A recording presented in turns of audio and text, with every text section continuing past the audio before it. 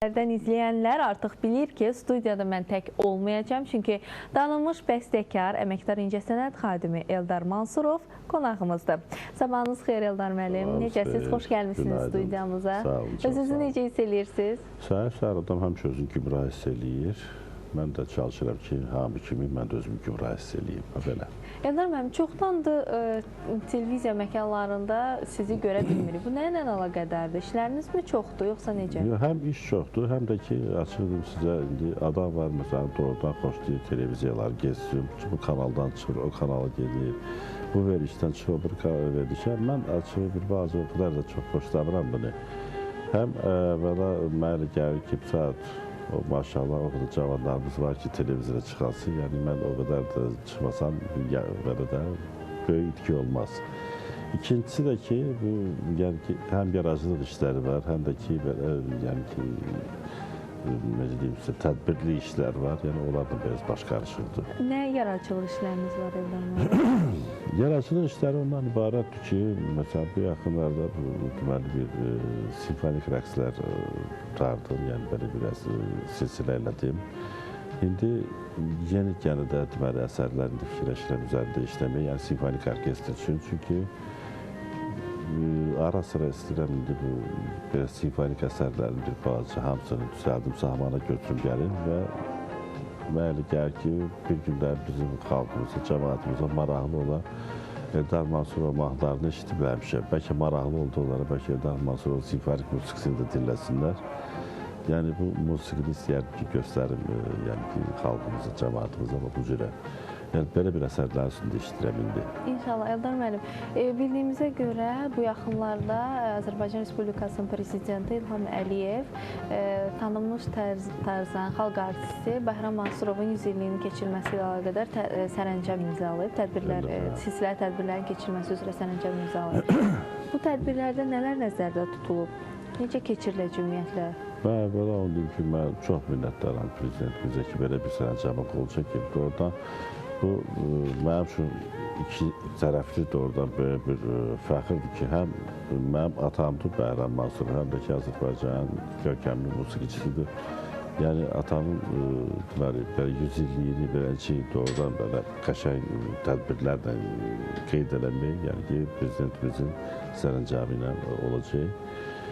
Və təşəkkürümü bildirmək istəyirəm buna görə ki, belə bir tədbir olacaq. Tədbirdə nələr tutulub? Məsələn, Heydər Əliyev Fondu və Mehriban xanım Əliyevanın təşəbbüsü ilə deməli Mansurovlar adlı belə bir kitab çıxır.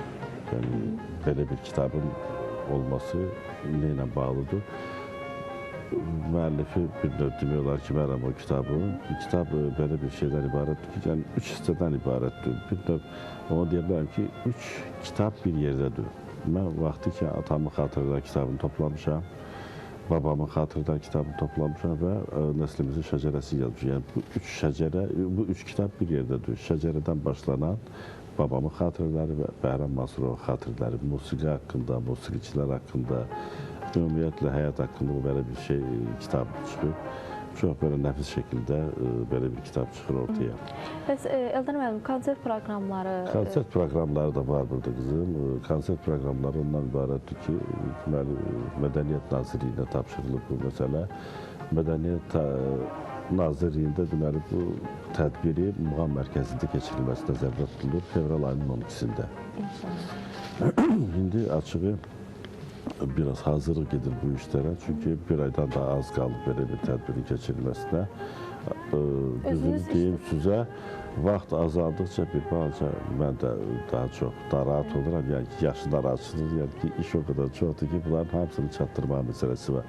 İnşallah çatdıracaq, çünki açıq Mədəniyyət Nazirliyi kimi bir idarə, oradan bütün tədbirlər hamısı yüksək səviyyədə keçir. Mənə gəlir ki, bizim tədbirimizdə çox qəşəng yol verəcəklər, o belə. Eldar müəllim, bilmək istəyərdim, bu tədbirlər silsiləsində sizin atanıza həsr etdiyiniz hansısa bir bəstə olacaqmı, yoxsa? Əgər yadımızdadırsa sözün, yəni ki, mən 2005-ci ildə Bəhramnamə adlı bir layihə hazırlamışdım. Onu açıq hazırlamışdım atamın 95 illiyinə və o layihənin ərsəyə gəlib çatmasında mən vaxt müraciət edirdim Mehriban xanım Əliyevə. qulaq asdı əsərə bəyəndi və öz xeyir duasını verdi ki, buyurun gedin edin konsert, yəni kömək edin konserti etməyə. Mən açığı həmin o layihənin ikinci hissəsini hazırlamışam. Çox böyük bir, möhtəşəm bir deməli proyektdir o. Çünki keçən dəfə əgər Bəhramnamə konsertinə baxsayız, görərsiniz ki, orada rock qrupu idi, yəni ki, Manani'də oxuyan və Elbrus adlı bir xanəndə idi. Bir də qardaşım Tarçalı, yəni ki, bu. Mənim bu yeni layihəmdə çox böyük deməli, sayda musiqiçilər səhnədə olmalıdırlar. Çünki mənim tutduğum həmin o plana görə deməli, səhnədə olmalıdırlar. Həm xalq musiqiçiləri, həm simfonik orkestr olmalıdır, həm rock qrup olmalıdır, həm caz musiqiçiləri, belə. Yəni, çox danışa bilərəm, mən gələk vaxtında görəcəksiniz. Elə istəyərdim, bu hazırda gedən Bəhram Mansurovun qadınlarını istəyir.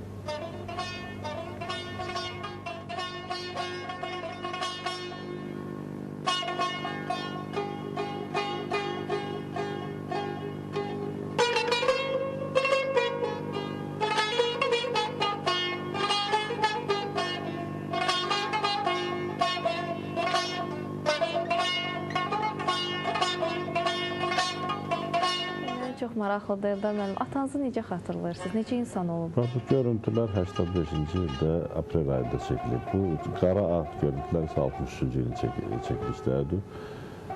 Mən elə gəlir ki, necə belə sözlə diləşilir, atamı necə xatırlayıram. Çünki hər bir evlad öz valideynləri necə xatırlaya bilər. İstəyir sağlığında, istəyir dünyasında dəyişəndən sonra. Mən məsələn bu yaşına gəlib çatmışam, gələn illəri mənim özümün 60 yaşım olacaq artıq. Mən yenə də özümü məsələn də atama, anama möhtac kimi sayıram. Çünki həyatda görsə elə anlar olur ki, insan istəyir məsələn də kimisə məsləhətini eşitsin. Mən məsələn yaşımın özüm çoxuna məsləhət verirəm, amma ki, hərdən olur ki, mən ki məsləhət istəyirəm, o həmin anlarda atam, anam gəldi gözümün qabağında və özümdən asılı olmaram, mən özüm onlara sual verirəm ürəyimdə və özüm də cavabını alıram. Yəni ki, bir də mən valideynlərimlə görüşürəm. Yəni atamla mən özümdən belə deyərdim ki, yəni ki, valideynlərimlə özümü belə istəyirəm. Yəni mən onların həmişə övladı olaraq, uşaq olaraq onlar üçün varım uşaq kimi də, belə. Eldar müəllim, dediniz ki, yeni simfoniya üzərində işləyirsiniz. Bundan əlavə... Simfoniyada simfonik əsərlər üzərində. Simfonik əsərlər üzərində işləyirsiniz. Yeni bir, bundan əlavə yaradıcılıqda nəsə bir yenilik varmı? Yaradıcılıqda deyəndə ki, son vaxtda bir balaca mahnı janrını azaltmışam. Nəyə görə? Çünki açıq baxıram, görürəm ki, çoxlu mahnılar məsələn belə ki, bəstələyirlər, amma mən onları bəstələməyi deməzdim açıq. Çünki baxıram, çox kanallarda çıxırlar. Yəni ki, hər zaman internetdə baxıram, görürəm, məsələn, kimlər yeni mahnılar çıxardırlar. Yəni, belə baxıram, bu mahnı janrını bir günə qoyublar ki, yəni ki, kim yaza bilir, kim yaza bilmir. Onlara bir bağ çəkildim, qırar ki, buyurun, meydan sözü nə istəyir, çünki görürəm, onların qarşısını almaq mümkün deyil.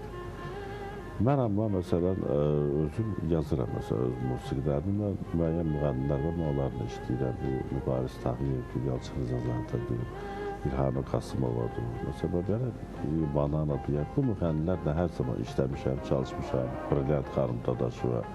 Yəni, yenə də onlarla işləyirəm. Çünki bilirsiniz, nətərdir, mahnı yazıldı, mahnı gəlir efirə çıxsın, səslənsin. Əgər bunu çıxarda bilmirsənsə efirə, əgər bunu çıxartmırlarsa efirə, onda heç yazmağına deyilməz. Onu yaz, qoy başımın altında ki, mən yaradıcılıqla məşğulam, mən belə şey biraz qəbul edəmirəm. Yəni ki, yazımda baxsa səslənəcək yox. Mən açığı yazdıqlarımı eşitmək istəyirəm. Əgər onları eşitmirəmsə, heç lazım deyil, eşitməli. Budur məsələ. Eldar müəllim, dünənlər bir araşdırma aparırdım. Sizin müsahibələrinizin gündə maraqlı bir məqam gözümə sataşdı. Qeyd etmişsiniz ki, müsahibələrinizdə qeyd etmişsiniz ki, Azərbaycan nə yaşamağa, nə də yaratmağa məkandır. Niyə belə fikirləşirsiniz? Yox, bu əvvəla bu müsahibələrə baxanda, bunların xahiş edib tarixinə də baxın, 90-cı illərdə, 90-cı ilin axırlarında... Yox, yeni müsahibədir. Yeni deyil, mən yadımdadır, mən nə vaxt demişəm. 90-cı illərin axırlarında idi o müsahibə. Çünki o zamanlar yenə də deyirəm, mən baxırdım bu estrada səhnəsi, məsələn, mən əsas estrada musiqisində yazıram. Mən fikir verirdim, gördüm ki, elə bir günə qoyublar, yəni ki, yerindən duran musiqi yazır, yəni peşəkarlara burada elə imkan yoxdur. Yəni ki, peşəkar çıxartmaq, musiqisini ortaya çıxartmaq üçün imkan yaradılmır ona. Məsələn, əsasən baxırsan, kim pulu vardı, o da ki, əsasən deməli, gəlirdi həvəskarlardan. Kimisə sponsor tapır özünə, kimisə özünün pulu var, kimisə nəsə yollarla güya ki, mahnı yazırlar, çıxardır ortaya, bəstəkarlar yaza bilmirlər, yazırları çıxarda bilmirlər ortaya.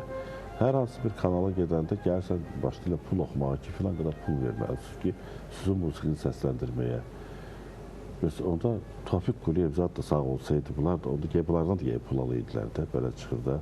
Yəni, baxıram, hərdən görsən düzgün olmayan şeylər, bu intervyu da həmin o zamanlarda məhz bu şeylərdən ötürü deyilmişdi. Bəs indi həmin o vaxtla, indiki zamanı dəyişikliklər var, yoxsa eyni səviyyədə qalıb hər şey?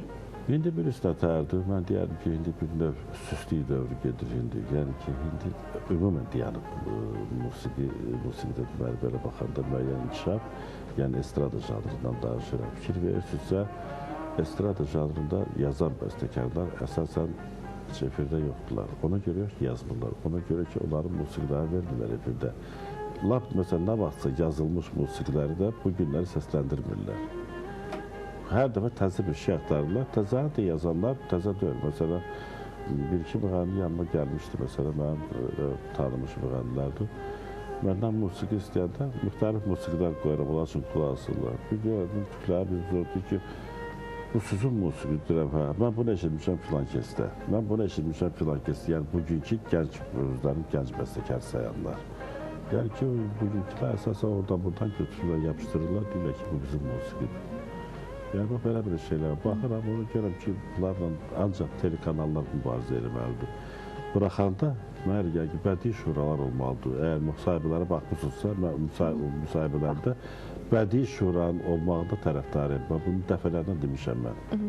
Eldar müəllim, bəs özünüz Azərbaycandan gələn hansısa bir xarici dövlətdə işləməyə cəhd etmişsiniz? Eləmişəm, mən yaşamışam da xaricdə, 90-cı ilin əvvəllərində gedmişəm. Amma oralarda çox çətindir, mümkünat yoxdur yaşamaq. Çünki onların özlərinin o qədər yazıb pozanları var ki, o qədər bəstəkar deyiləsi şəxsləri var ki, onların. Orada mümkündür. Yəni ki, mən Türkiyədə olmuşam, Almaniyada olmuşam. Yaxın qoymurlar. Uzaq başlayırlar ki, çox gözəl, qəşəng, bəstə, filan, beşməkə, amma ki, qalasan orada işləyəsən, yəni onlar sənə çörək versinlər, o çox zor bir işdir. Hamı bizim kimi ola bilməz ki, hamında Azərbaycanlı qanı olmaz ki. Bizim millətdən yoxdur. Bizim xalqdan, bizim cəmaatdan, bizim millətdə bu qonaqpərvərlik. Məsələn, bir adam görür ki, məsələn, ürəyinə giririk. Belə açır, belə ürəyini deyir, buyur, gəl gir mənim ürəyimə. Biz belə millətiyik. İntihası bizdən çox istifadə edirlər, bizi çox başa düşmürlər, qədrimizi bilmirlər, belə də olur. Eldar müəllim, sizin Bayatılar mahnınız bir çox ölkələrdə 170-dən səhv eləmirəmsə artıq nümunədə səslənib. Çoxdur, çox olar. İstəyərdim bilmək ki, amma bu yayımlara, yəni dünya ölkələrinə yayılmağına yanaşı Azərbaycan təmsil olunmur. Hər hansı bir o səsləndirilən musiqilərdən, yəni o ifaçılardan sizə qonorar verilibmi? Mən bir şey deyim, bu qonarardan əvvəl əsas odur ki, onu deyimsə ki, əsas odur ki, görün neçə illərdir mən demək olar ki, vuruşurdum. Nə üstündə ki, Azərbaycanlı olmağımı mənim yazırdılar çox var. Bəzi yerlərdə Eldar Mansurov gedir. Amma ki, Eldar Mansurov kimdir? Ya Türkmen yazırdılar, ya Rus yazırdılar, ya İspanya, hər bir şey yazırdılar. Əsas o idi ki, sübut eləmək ki, mən Azərbaycanlıyam. İkincisi o idi ki, yəni ki, səni dünya qəbul eləsin. Məsələn, açıqdırsa 2005-ci ildə bir kanalların birində bir film kimi elədilər, veriliş kimi bir mahnı tarixçəsi və həmin o verilişdə deməli bütün versiyaları götürdülər. Əsas və bu veriliş çox yayıldı deməli və internetdə də qoyuldu, veriliş çox yayıldı bu söhbəti. Bu gün də tez-tez həmin o kanalda gedir o veriliş. İndi özünüz də qeyd etdiniz, Eldar müəllim, ki, özünüzü xoşbəxt hiss edirsiniz ki, Azərbaycanda ikinci belə bir mahnı yoxdur ki, bütün dünyanı gəlsin. Doğrudan bu bunun böyük xoşbəxtlidir. Yəni ki, belədir, yəni Allahın işidir, Allah Teala məsələn özü belə buyurub da. Ona görə mən doğrudan çox sevirəm bu şey ki, məhz mənim mahnım məsələn bu qədər gezir bütün dünyanı özü görür, neçə illərdir və belə. Bilmək istəyərdim, zamanəmizin bəstəkarlar üçün qoyduğu tələblər hansılardır? Necə olmalıdır indiki bəstəkarlar? Bugünkü zamana söhbəti deyil. Bəstəkarın işi hər zaman bəstələməkdir, yazmaqdır və əgər fikir versək, məsələn, dünya tarixində, məsələn, bəstəkarların yazıb və onların yazdığı əsərləri, məsələn, yaşamasına, məsələn, deyim sizə, Yusif Qaydın vaxtı ikən 104 dənə simfoniya yazıb. Və bu simfoniyalar hamısını eşidib, yəni ki, ifa olunub bu əsərləri. Mozart nə qədər əsərləri var, 40-dan yuxarı simfoniyaları var. Yəni ki, bu simfonik əsərlər, operalar da hamısını eşidiblər bunlar.